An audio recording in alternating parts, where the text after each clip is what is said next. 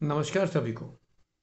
आज की प्रेरक कहानी में इच्छा पूर्ति वृक्ष। एक घने जंगल में एक इच्छा पूर्ति वृक्ष था। उसके नीचे बैठकर कोई भी इच्छा करने से वह तुरंत पूरी हो जाती थी। यह बात बहुत कम लोग जानते थे, क्योंकि उस घने जंगल में जाने की कोई हिम्मत नहीं कर सकता था।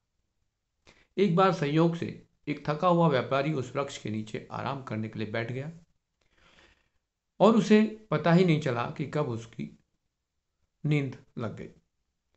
जागते ही उसे बहुत भूख लगी। उसने आसपास देखकर सोचा, काश कुछ खाने को मिल जाए। तत्काल स्वादिष्ट पकवानों से भरा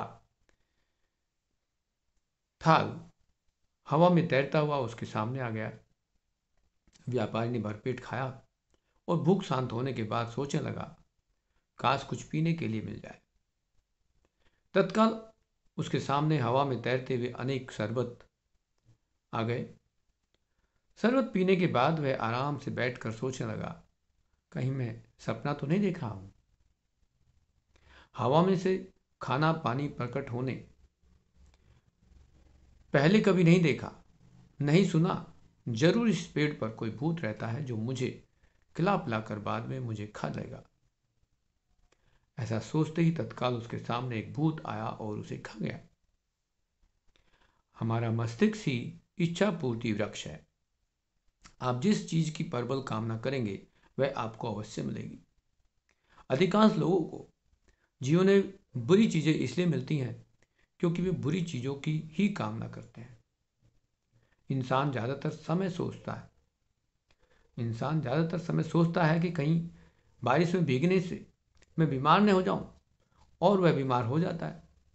इंसान सोचता है कि मेरी किस्मत ही खराब है, और उसकी किस्मत सचमुच खराब हो जाती है। जैसा सोचता है वैसा होता है। इस तरह आप देखेंगे कि आपका अवचेतन मन इच्छा पूर्ति वृक्ष की तरह आपकी इच्छाओं को ईमानदारी से पूर्ण करता है। इसलिए आपको अपने मस्तिष्क में विचारों को सावधानी से प्रवेश करने की अनुमति देनी चाहिए। यदि गलत विचार अंदर आ जाएंगे तो गलत परिणाम मिलेंगे। विचारों पर काबू रखना ही अपने जीवन पर काबू करने का रहस्य है। आपके विचारों से ही आपका जीवन या तो स्वर्ग बनता है या नरक। उसकी बदौलत ही आपका जीवन सुख में और दुख में बनता है।